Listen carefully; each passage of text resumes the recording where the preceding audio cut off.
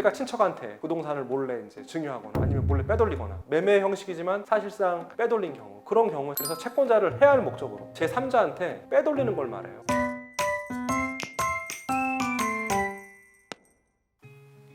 안녕하세요. 서울회생법원 파산관제인 배정호 변호사입니다.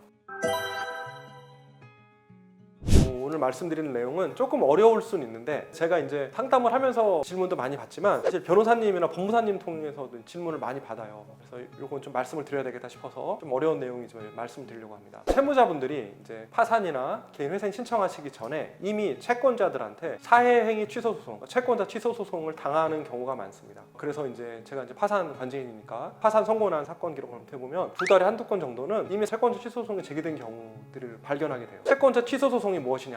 여러분이 좀 이해가 안 되실 수 있는데 어려운 법률 용어입니다. 뭐냐면 채무자 입장에서는 재산을 가지고 있다고 한번 생각해 보세요. 근데 빚이 많아요. 그러면 그 재산을 가지고 있어 봤자 채권자들이 소송을 해서 강제 집행을 해가지고 다 가져갈 거란 말입니다. 그런 걸 이제 대비한다는 게 좀 웃기지만 사실 그래서 채권자를 해야 할 목적으로 제3자한테 빼돌리는 걸 말해요. 제3자도 그런 사실을 알고 있어야 되겠죠, 원칙적으로는. 근데 이제 뭐 일가 친척한테 부동산을 몰래 이제 증여하거나 아니면 몰래 빼돌리거나 매매 형식이지만 사실상 빼돌린 경우, 그런 경우 채권자 입장에서는 억울하죠. 그 사람 재산을 어쨌든 강제 집행해서 돈을 받아야 되는데 그 사람이 그 전에 재산을 허위로 매각하거나 그런 경우엔 채권자들이 어떻게 할 수 없으니까 그런 경우는 이제 소송을 제기하는 경우가 많은데, 제가 이제 오늘 말씀드릴 건 뭐냐면 개인회생 개시 결정이나 아니면은 파산 선고 나기 전에 이미 채권자 취소 소송이 제기된 경우 이게 어떻게 될까라는 겁니다. 이제 개시 결정이나 파산 선고 이후에는 원칙적으로는 소제기할 수가 없어요. 그리고 이제 파산 같은 경우에는 이제 파산 관제인이 부인해소라는 걸 제기하게 돼 있고, 그리고 개인회생인 경우에는 조사 확정 재판이라는 좀 어려운데 어쨌든 절차상의 개인회생 절차상의 절차를 통해서 이제 이걸 구제를 받아야지 소제기를 별도로 이제 할 수는 없게 돼 있습니다. 그래서 오늘 제가 말씀드린 거는 이미 개인회생 개시 결정이나 파산 결정 전에 이미 이제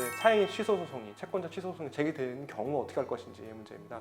이런 경우에는 일단은 채권자 취소 소송은 중단되게 돼 있고, 그리고 개인회생인 경우엔 채무자가, 파산 면책 사건인 경우에 파산 관제인이 그 소송을 수개하게 돼 있어요. 수개 뭐냐면 그 소송을 이어받는다는 거예요. 그 소송, 진행 중인 소송을 채무자나 파산 관제인이 이어받게 되는데 누구를 이어받느냐, 이게 이제 여러분 어려워하시는데 채권자를 수개하게 돼 있습니다. 채권자의 지위를 이어받게 되어 있어서요. 그래서 원고를 수개하게 됩니다. 원고를 수개하게 되고, 그러면 이제 수개 신청을 하면 법원에서 이제 수개 결정을 내려주고, 그리고 부인해소로 청구 취지를 바꾸게 되어 있어요. 청구 취지를 바꾼 후에 그 소송은 더 이상 그 법원에서 진행될 수 없고 개인 회생 또는 개인 파산 면책 절차가 진행되는 법원으로 이송되게 되어 있습니다.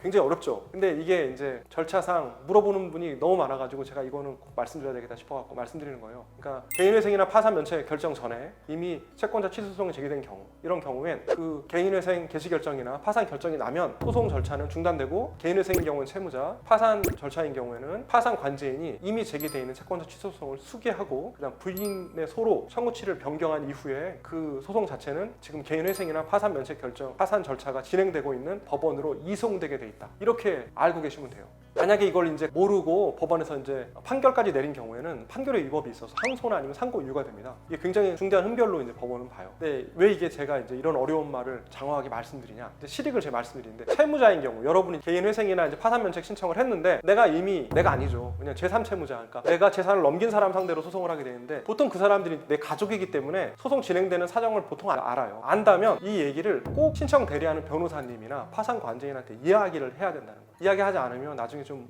복잡해질 수 있습니다. 그래서 빨리 수개 절차가 진행되고 뭐 해야 돼요. 그러니까 여러분이 채무자라면 내가 이제 파산이나 개인회생 신청을 해야 된다. 그런데 이미 내가 빼돌린 재산에 대해서 소송이 들어와 있다라고 한다면 여러분 그 이야기를 꼭 신청 대리하는 변호사님이나 법무사님, 파산 관제인한테 꼭 이야기를 해라라는 겁니다.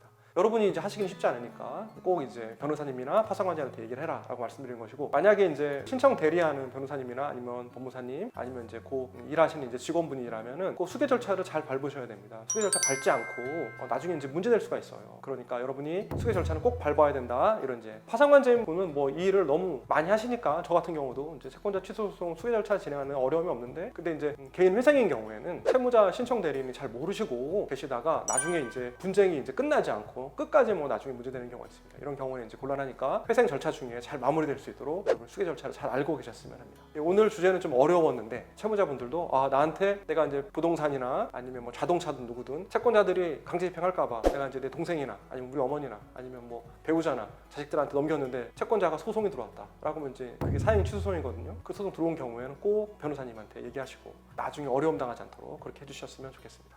오늘 영상에 도움이 되셨으면 좋아요, 알림, 구독 부탁드립니다. 감사합니다.